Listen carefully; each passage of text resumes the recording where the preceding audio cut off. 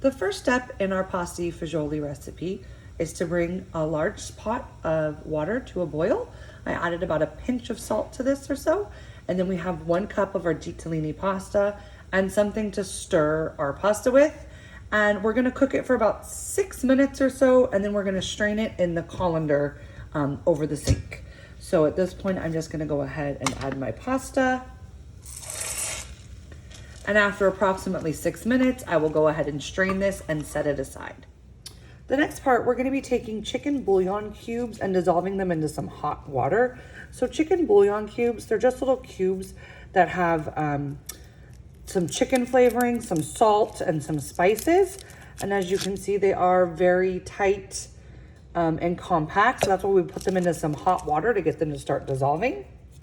You could use chicken broth instead. Chicken bouillon cubes, they're just, they're very shelf stable and they're small for you guys picking up your boxes instead of having to pick up 4, large containers of chicken broth. We are doing it this way. These also work really great for like seasoning rices and things like that. You can add a cube in as you're cooking rice or other vegetables. They're just little seasoning cubes. And then so just let stir it a little bit and you'll see they'll start to dissolve. If they don't completely dissolve, it's not a big deal because you're gonna be dumping this into the soup pot eventually and cooking it down. But right now we just wanna try and start to let them soften and dissolve, and we're gonna set this aside. For the next part of our recipe, you're going to need a cutting board, you're going to need a knife, a vegetable peeler, like so. And I like to have a garbage bowl whenever I'm preparing any sort of vegetables. And then we're gonna need our aromatics, and that's our carrot, our celery, our onion, and our garlic. Carrot, celery, and onion together, they make what is called a mirepoix. And these are called aromatics because they enhance and they add some flavor to our soup. So we're gonna actually start by peeling our carrots. So that would be our first step. I have washed the celery and the carrots. And so we're just gonna take these, and over my garbage bowl, I'm just going to carefully peel down. This doesn't have to be perfect. And I'm being careful with my fingers because this does have a sharp edge on the peeler. And I will repeat this with my remaining 2 carrots. My carrots have all been peeled, and now I'm gonna need to cut the top and the bottom off. So this would be the root tip, and then this would be the top where the green leaves were growing up out of the ground. So first, properly holding your knife, okay? So I know a lot of people, they like to hold their knife like this, or they like to go like this, but the proper way to hold a knife, and the way you should get used to holding a knife, is with 3 fingers around the handle, your thumb on the heel of the blade, and your index finger wrapped around, kind of difficult to show that, wrapped around the other side of the blade. So this gives you, a really firm hold, and it also is very balanced in your hand. And then the other thing is this is called our guiding hand. It's really important that we don't stick our fingers out flat when we're cutting because boop, there went your fingertip. So if we curl our fingers like so, we curl them under when we're holding something, then you might hit a knuckle, but your knuckle's a lot stronger and you're not gonna cut off your fingertip. So what I've done is I'm just gonna align my 3 carrots and I'm gonna cut off in a rocking motion. It is not up and down, it is a rocking motion. So these go into my garbage bowl, and then I'm gonna do the same thing for the tops here, rocking motion. Okay, so now these are circular, they can roll around a lot. So when you're cutting something, you wanna make there be a flat side to it. So I'm gonna carefully, as you can see, let's see, I'm gonna place my knife and then I'm gonna wrap my fingers around it and I'm gonna carefully cut this carrot in half, like so. And now I have a flat side to cut on, okay? So now if you want, you can cut each of these in half again, which I'm going to do. or you can keep it into, you know, half moons. You could keep it whole if you wanted, if you're going for that look, okay? But now I have 4 halves of my carrot here, and now I'm just gonna, in a rocking motion with the clawed guiding hand, I'm just gonna chop. And as you can see, I'm rocking back and forth. My knife never actually leaves the cutting board. The tip of my knife is staying on the cutting board the entire time. And then there you have it. Be very careful removing. And you're gonna do this for the remaining 2 carrots and then set them aside. Now we are going to prep our celery. One thing I would like to point out before we do is that celery leaves are completely edible. You can go ahead and save these if you like to dice up for like a garnish at the end. So you can see this little like joint area right here. So I am gonna cut all of those off like so. And then I'm gonna cut off most of the white part of all of these. So I'm just gonna line it up like so. And now this is what's called your celery hearts. So I'm just gonna do the same thing I did with the carrots. I'm gonna cut these right down the middle like so. And then I'm just going to dice them up. And you're gonna repeat this with all 3 celery stalks. Our next vegetable that we are going to prep is everyone's favorite, our onion, okay? So the first step in cutting this onion is we're gonna cut it from root to tip. So the root, this is what the onion was growing in the ground like this. So it was this, there was lots of roots coming down right here, and then there was green stalks coming up right here, okay? So the reason we don't wanna cut it in half this way, you will see in just a moment. So we always start from root to tip.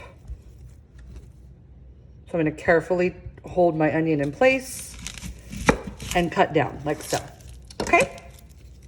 So the next step in properly cutting an onion, and this is very important, is you're gonna cut off the tip. Do not cut off your root part. As you can see, the root holds all these petals of the onion together, okay? All these different layers are being held together by the root. So we're gonna cut the tip off of both sides and discard that, okay? All right. So now what we're going to do is we're going to peel away this outer layer of the brown papery skin. And we're going to get rid of that. You can actually use the skin though when making like chicken broth and things like that. It can add some flavor. Okay, and we're going to do that to both sides. Sometimes it can be a little sticky. That does happen. I always find one side is harder than the other. You just want to get all these layers off though. This top thin layer. There we go. All right. So now we have 2 peeled onions that we have cut from first in half from root to tip, and then we have cut the tip off and we have peeled them. All right. So now this is how you properly cut an onion. So the first step is to properly hold your knife, use your claw hand. I am going to make several cuts on the horizontal like this, okay? But you're gonna lay it flat and you're gonna carefully and not go all the way through. So you see how I did not go all the way through, okay? And because onions are moist, you wanna be really careful because that moisture can kind of sometimes get the knife to stick in there. So just be extra, extra careful. So again, I'm just going to another horizontal cut. So see, 2 horizontal cuts there, but it's all still intact, okay? Now I'm going to make several vertical cuts. Again, not going all the way through. If a couple pieces of onion like that come apart, that is okay. Okay? So now I have made several vertical cuts, several horizontal cuts, and yet it's still all intact for the most part. Now I'm just going to come across and slice down.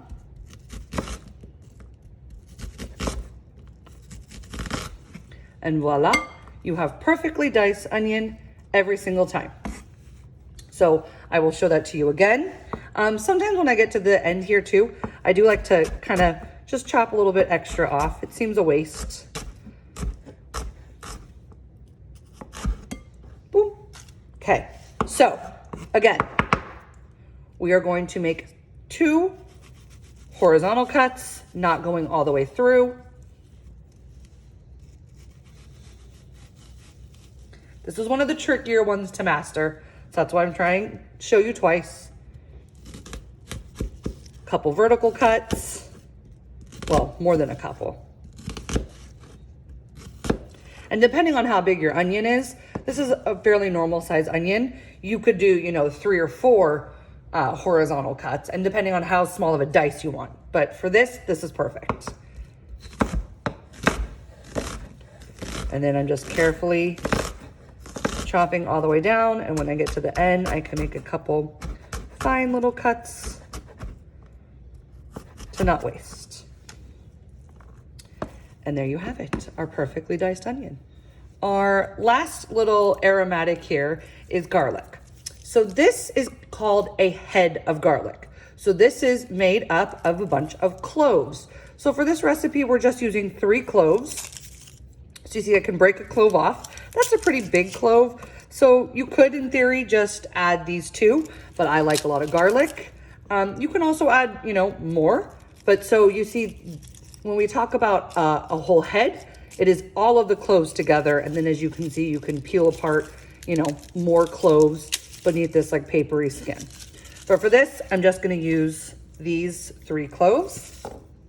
So this is a fun one. The first step, well, get this extra paper off of it, just like the onion. All right, so the first step is I am going to go ahead and I am going to smash this garlic using the heel, which is this part of my knife, okay? So I'm going to place my knife right on top of the garlic, see, right around the heel. And I'm gonna carefully, with a flat hand, using this part of my palm, I am going to smash down. Okay, like so. So what that does is it gets that paper off really easy. And it's quite all right if you have broken the clove of garlic some. This actually starts to like release its oils. Garlic can also be kind of sticky. So from this point, we're gonna go ahead and we're gonna mince our clove of garlic. So to do so, I'm just gonna kind of cut it into small strips. I want you to take your time with this because it is gonna be a lot smaller than, you know, the onions and things like that. And then you're just gonna keep chopping in a rocking motion. And what I like to do is you kind of gather it. You can also kind of press down like so, okay? But you can also just keep gathering it all together with your knife and then chopping.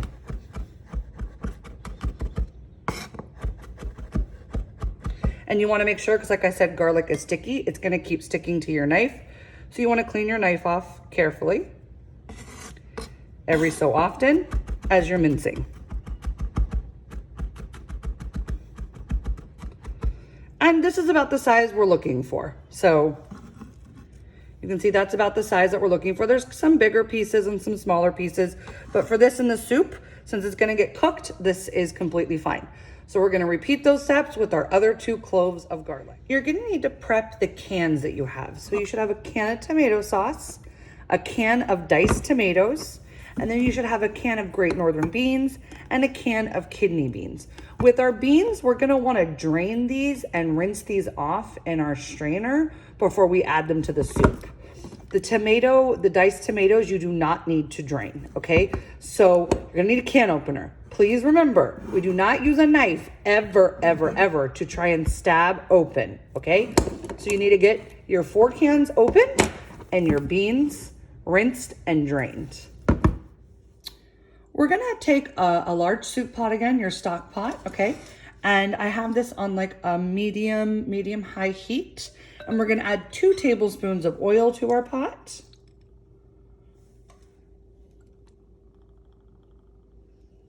Okay. And then we're gonna add all those vegetables, the aromatics that we cut, the celery, the onion, the garlic.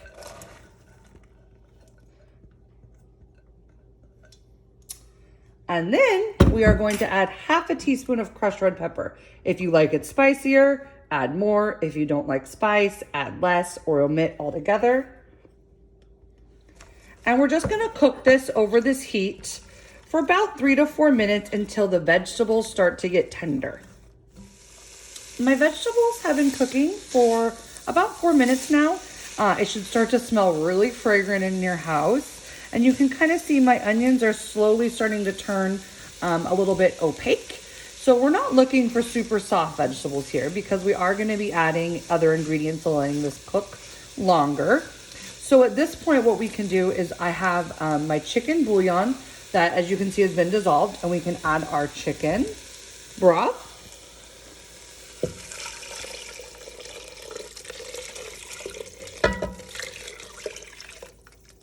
Okay, we have added our chicken broth, and then I'm gonna add my diced tomatoes carefully. You see how I'm putting it really close instead of trying to dump it from way up here so it doesn't splash everywhere, even though I kind of splashed some chicken broth. Okay, our tomato sauce. And then I have here a tablespoon of Italian seasoning. All right.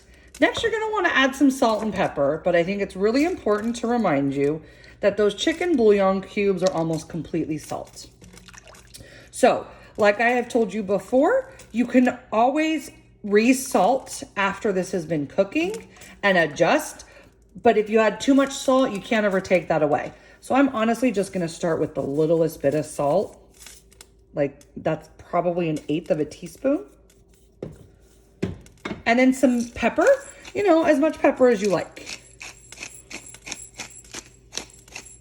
Again, this is where, you know, once the soup is finished cooking, you could taste and you can always add more salt and you can always add more pepper. You just can't take them away. So now I'm gonna go ahead and I'm gonna turn my heat up to high and bring this to a boil. So all the way high, full blast, and let this come to a boil and stir it every so often. So the soup has come to a boil. So what I'm gonna do is I'm going to take my lid and I am going to cover it and I am going to turn the heat way, way down to low, and I'm gonna let this simmer for about 10 to 15 minutes. This has been simmering for about 15 minutes and I've tasted it to make sure that my vegetables were nice and tender and that the salt and pepper content was good.